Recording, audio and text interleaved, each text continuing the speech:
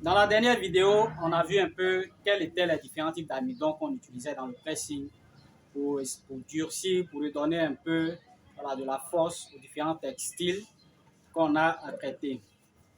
Après cela, je vous ai dit que j'allais vous faire une vidéo pour vous montrer un peu comment est-ce qu'on utilisait l'amidon traditionnel parce que lui, il n'est pas déjà à traiter. Lorsqu'on l'achète, c'est de la matière première brute qu'on achète sur le marché et qu'il faut préparer afin qu'il soit utilisable directement sur les vêtements qu'on doit traiter. Et donc, dans cette vidéo, c'est ce qu'on va voir.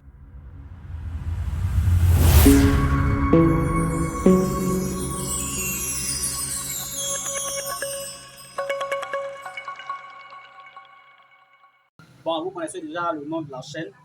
Vous êtes habitué à la chaîne. On parle de business, on parle d'entrepreneuriat, on parle d'investissement, et on parle de pressing, on parle de folding, on parle de tout ce qui est repassage, blanchisserie.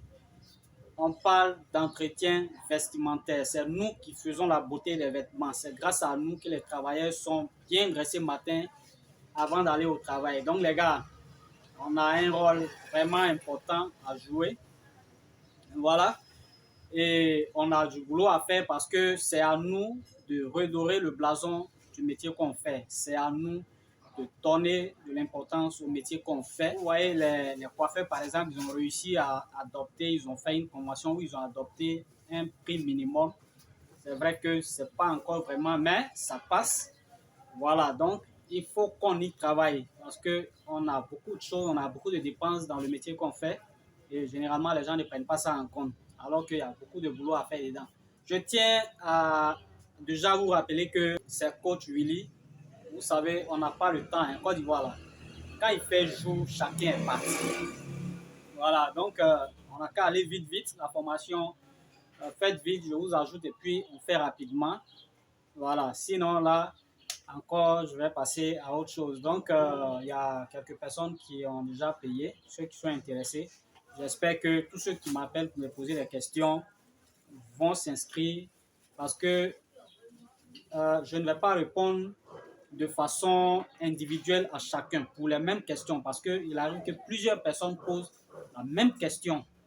Voilà, et on reçoit beaucoup d'appels comme ça. Donc, pour essayer de gérer un peu tout ça, au lieu de répondre individuellement à chacun, à 10, 20 personnes pour une même question, on fait le groupe et les réponses sont données et les réponses sont disponibles pour tout le monde. Alors, je l'ai dit, c'est 10 000 francs pour participer au groupe.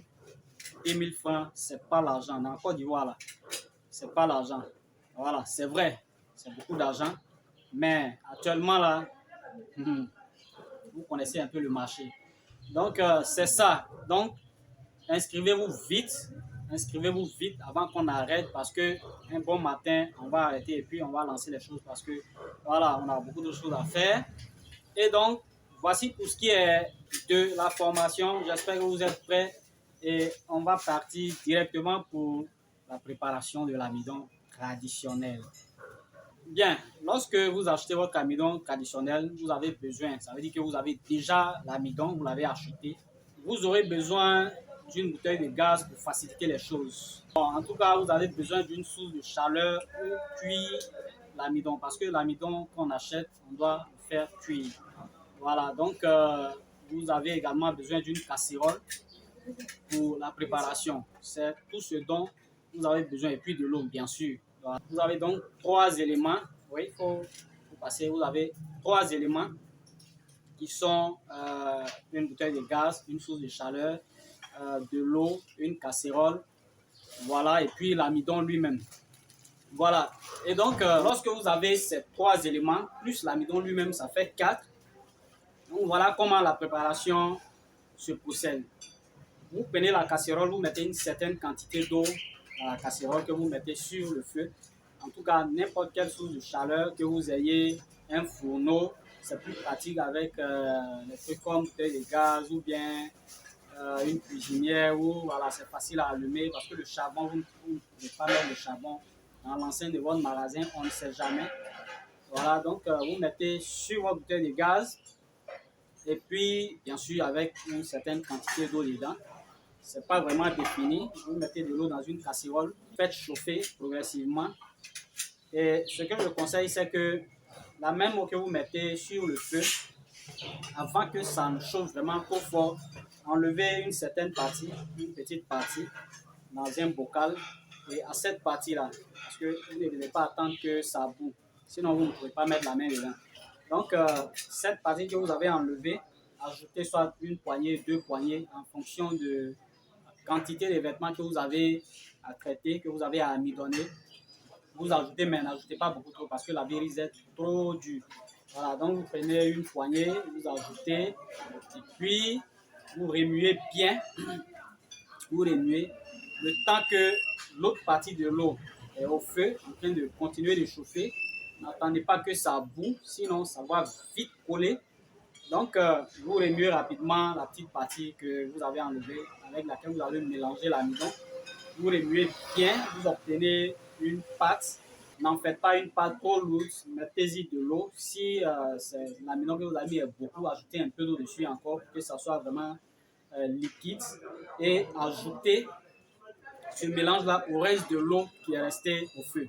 Donc, vous ajoutez progressivement tout en remuant l'ensemble pour éviter que ça ne colle. Parce que si vous ne remuez pas, bon, les femmes qui font la cuisine, généralement, elles sont bien placées pour le faire.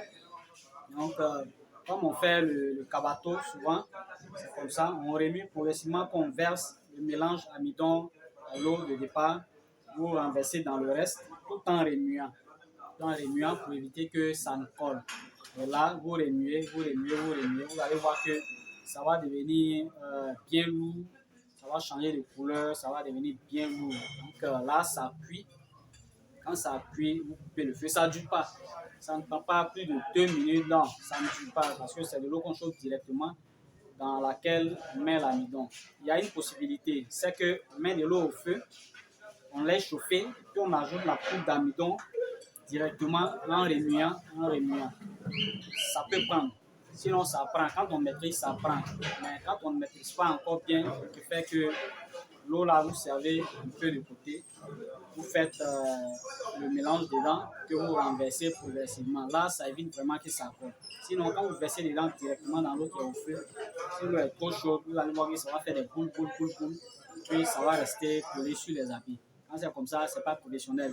Nous, on fait un travail qui est professionnel. Vous pouvez même filtrer si vous avez un tamis gros grain, vous pouvez filtrer dedans pour éviter que voilà, il y ait des résidus qui collent sur les habits. Ou encore, vous pouvez laisser décanter lorsque vous avez fait le mélange. Vous laissez décanter, puis vous coupez dessus. S'il y a des boules éventuellement, ça va rester dans le fond. Donc, c'est comme ça. Et lorsque l'amidon est prêt comme ça, vous le prenez. Vous avez vos vêtements déjà propres, hein, parce qu'il faut dire que c'est sur les vêtements propres qu'on met. Les vêtements que vous avez déjà lavés qui sont propres. Et donc, vous prenez de l'eau à part, de l'eau propre. Vous ajoutez l'amidon ainsi obtenu. Et après, vous ajoutez dessus. Et puis, vous mélangez bien et vous ajoutez les vêtements à amidonner dedans. Voilà, en termes d'explication, ça prend beaucoup de... Voilà, c'est comme si c'est compliqué, mais en réalité, ce n'est pas du tout compliqué.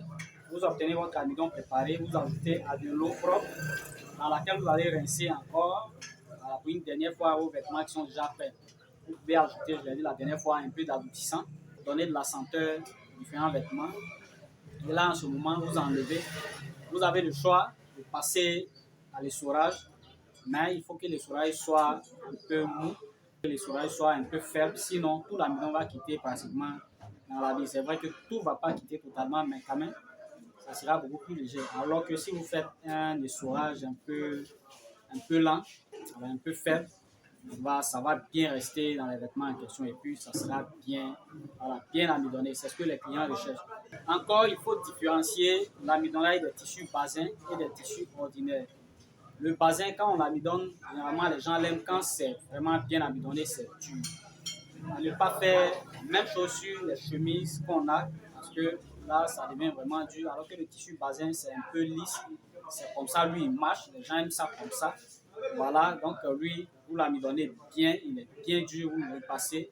Le boulatier, il est à l'aise dedans, on est tous des boulatiers maintenant. Tu portes ton boubou bien amidonné, tu es dedans, on dit voilà, voilà le boulatier qui passe. Et donc, quant aux chemises en tissu, coton et autres, faites un amidonnage un peu plus doux. Voilà, c'est beaucoup plus intéressant comme ça quand c'est bien doux. Voilà, on sent une certaine dureté, mais au fond, c'est mou. Quand c'est comme ça, c'est vraiment chic. Et puis, c'est très bien. Voilà, ça, ce sont quelques astuces pour garder le client, pour maintenir la clientèle et aussi pour dire aux clients, voilà, notre service n'est pas le même service que les autres. Les gens peuvent faire 40 habits à 1000 francs, ça c'est leur problème, mais quand on va chez vous, quand on retire les vêtements, quand on porte une fois, les gens sont conscients que là, quand même, il y a du travail qui est fait, qu'on ne peut pas, voilà, on ne peut pas dire n'importe quoi là-bas, on ne peut pas faire n'importe quoi là-bas. C'est la meilleure manière qu'on ait de faire la différence sur le terrain déjà avec les autres laveries qui sont en grand nombre sur le terrain, qui proposent des services à vraiment très bas prix, ce qui fait que très souvent, voilà, les gens, ceux qui font le travail sérieux ne sont pas pris vraiment au sérieux. Et là, lorsque vous rendez un service comme ça qui est impeccable, la personne, quand elle revient, c'est sûr qu'elle ne va pas vous mettre au même pied d'égalité que là où elle était. Parce que toute la différence se trouve dans le service qu'on rend. Quand la personne quitte ailleurs pays chez vous et qu'elle se rend compte que c'est vrai, votre prix n'est pas le même que là d'où il vient, mais aussi que votre service n'est pas, surtout pas le même que là d'où il vient, ça change absolument tout.